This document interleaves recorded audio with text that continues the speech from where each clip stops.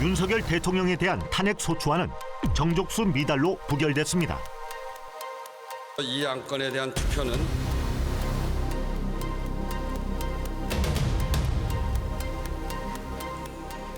성립되지 않았음을 선포합니다.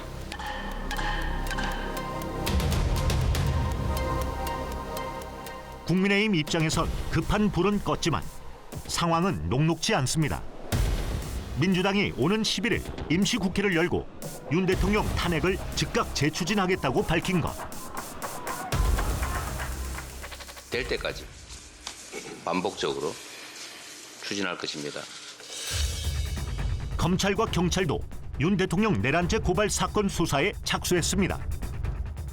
관련된 고발장들이 접수되어서 지금 001부에 배당하였고 법령과 절차에 따라서 수사를 할 수 있다고 생각하고 있습니다. 제기되는 모든 의혹에 대해서 법과 원칙에 따라서 철저하게 하겠습니다.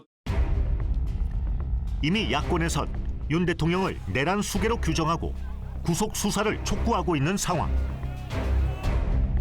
형법 87조 대한민국 영토의 전부 또는 일부에서 국가 권력을 배제 혹은 국헌을 문란하게 할 목적으로 폭동을 일으킨 자에게 적용되는 혐의.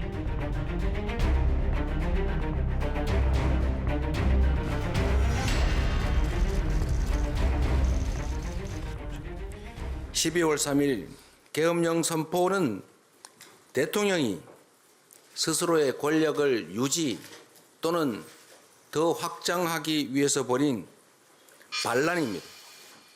수사, 체포, 구금, 기소, 처벌의 절차를 밟아야 합니다. 내란죄를 입증하려면 지난 3일 비상계엄 선포가 국회 무력화를 목적으로 한 건지 그 의도를 명확히 해야 합니다.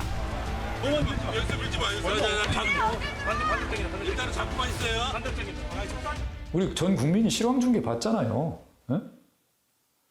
의원들이 군경이 봉쇄돼서 실제 못 들어가고, 국회의장이 담 넘어 들어가고, 대통령실이나 그쪽에 저기 국회에서 돌발 상황을 대비해서 군 공수부대를 국회 경내로 들여보냈다고 하는데 국회에 돌발 상황이 있습니까?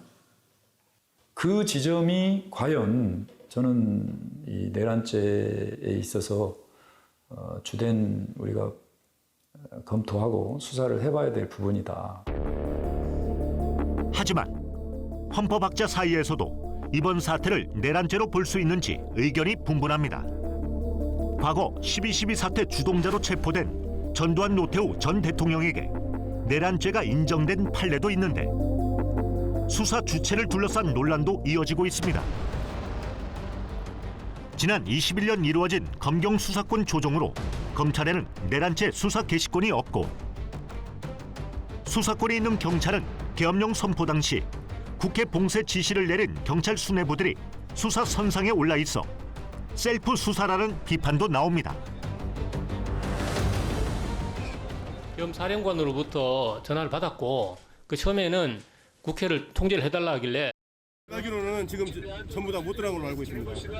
제가 알기로는 비상계엄 요건이 해당이 안 되는데 비상계엄령을 발동할 수 있는 권한, 직권을 가지고 있는 대통령이 요건에 해당되지 않음에도 불구하고 비상계엄을 실행을 지시했다는 거예요. 그럼 직권남용에 해당되거든요.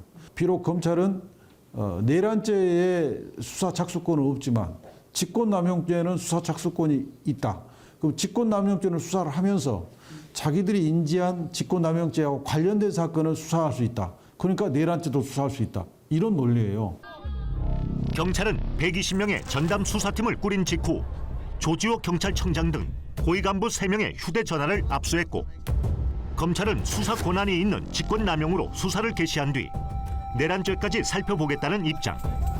사상 초유의 현직 대통령에 대한 내란 혐의 수사는 어떻게 될까?